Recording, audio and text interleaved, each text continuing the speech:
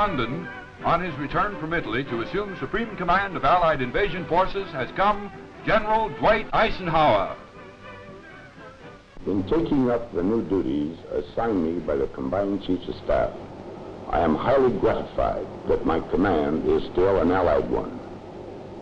For me, one of the great inspirations of this war has been the goodwill with which soldiers, sailors, and airmen of differing nationalities have combined their efforts for the accomplishment of a common object. I am certain that both British and Americans in the Mediterranean and in the United Kingdom have for each other a common respect and esteem that is certain to spell the ultimate defeat of the Axis. The past year has seen a tremendous advance in our progress toward final victory. In the Mediterranean, all ranks have fought with exemplary fortitude, courage, and effectiveness. In the United Kingdom, our navies and our air forces have been delivering blows against the enemy that are gradually weakening his combat effectiveness. On the Russian front, the great and gallant Red Army have made tremendous inroads against the Nazis. In effect, the stage is being set for the beginning of a great and crucial test all over the world. I have complete confidence that the soldiers, sailors, and airmen, and all the civil populations of the United Nations will demonstrate once and for all that an aroused democracy is the most formidable fighting machine that can be devised.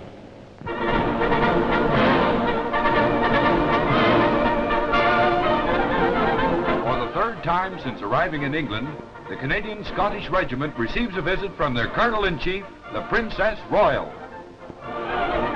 Formed during the First World War as the 16th Canadian Battalion, they later became allied with the British Royal Regiment, the Royal Scots, with the Cross of St. Andrew on their battle colours.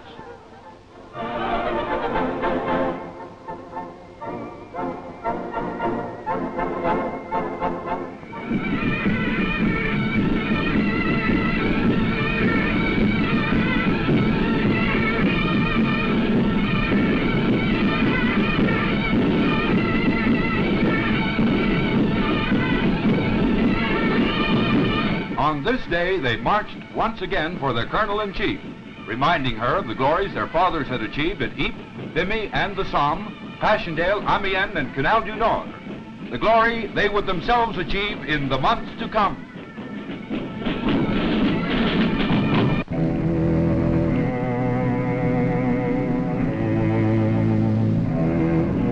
The Battle of San Leonardo is over. Battered and forlorn, the town has been wrested from the enemy and is now securely in the hands of the Canadian troops of the 8th Army. But as the German line moves back, so ours pushes on beyond San Leonardo, on toward Ortona. As General Montgomery moves forward with his men, evidence of the fury of the enemy's slow retreat is all around him.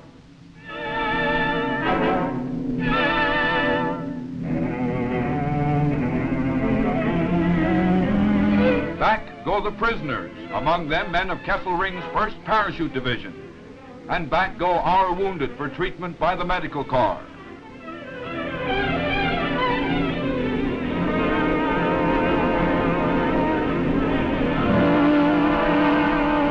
In fields and ditches, Canadians sort out the German dead from abandoned tanks, mortars, and guns, and give them a decent burial.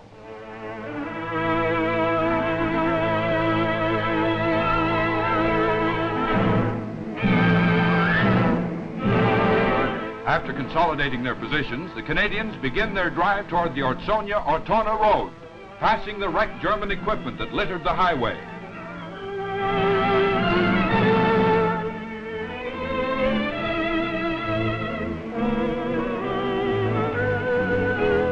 One of Hitler's soldiers dies with a picture of his Führer beside him.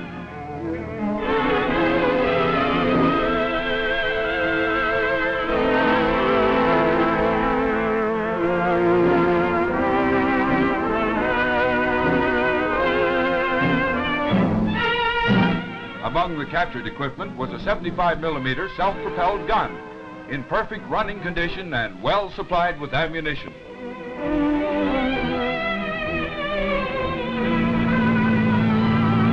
As the Service Corps brings up ammunition and supplies, the 8th Army continues town by town, hill by hill, advance up the Adriatic coast.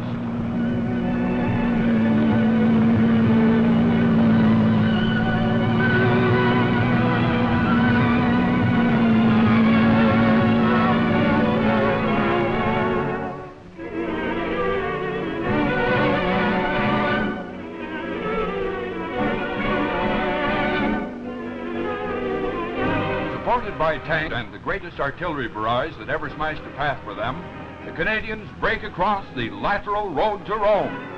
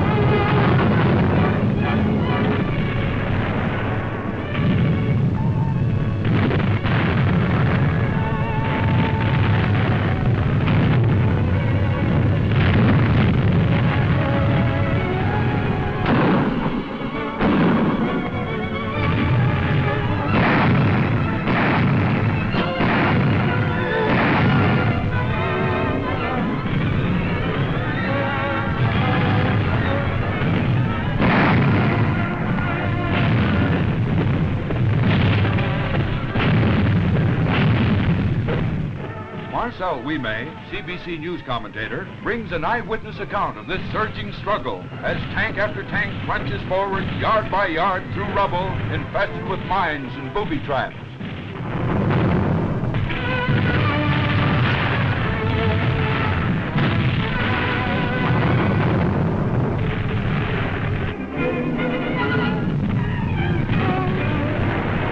Once a fashionable seaside resort, now ruined and desolated, a dead town, but a town where death lurks in every doorway, every window. Patrols inch forward door to door, house to house, corner to corner. A crack of a sniper's bullet, and down goes a comrade.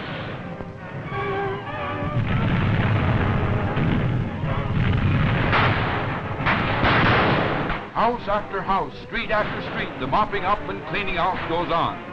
After 8 days of the bloodiest battle the Canadians have yet participated in, the Germans cling stubbornly to the outer fringe of the bomb-cratered town. Well-trained in street fighting, Canadian patrols are more than a match for the unseen enemy. Hidden, deadly marksmen wait for the slightest move of a field gray form.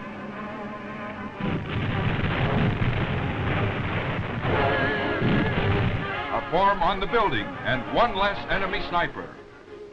Running, crouching, constantly moving inbound, with death lurking at every turn for friend or foe, the Canadian infantrymen continue the mopping up.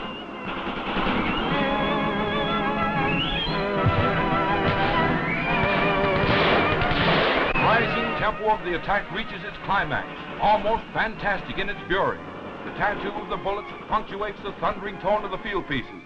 Slowly, the Germans are being driven out and back. Blue skies are smeared with the rising pall of destruction. Burning vehicles, oil, the smell of death and cordite everywhere.